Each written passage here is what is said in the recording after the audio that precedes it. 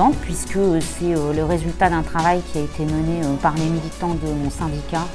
depuis le début d'année pour porter ce dossier, porter ce débat, prendre ces décisions, prendre contact aussi avec les camarades d'autres structures et d'autres syndicats dans notre territoire pour développer justement cette stratégie qui paye aujourd'hui puisque on a quand même l'annulation d'une partie finalement de la loi travail puisque c'est ce qui est relatif au référendum en entreprise. Alors ce qui commence à faire parler quand même un petit peu là dans les syndicats et surtout dans les assemblées générales de personnel, c'est quand même que le gouvernement nous dit qu'au printemps prochain on va ressortir le dossier des retraites. Alors est-ce que c'est à ce moment-là qu'il va y avoir aussi une nouvelle entrée des salariés dans la lutte? Visiblement ça fait beaucoup parler en tout cas nous dans les services et dans les assemblées générales qu'on peut animer là sur ces 2 dernières semaines. Donc si on peut aller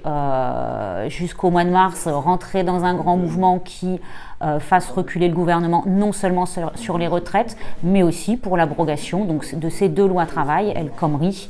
et par les ordonnances de Macron puisque ça reste notre revendication, abrogation totale de ces 2 dispositifs passés en force contre la vie des concitoyens et de l'économie du travail.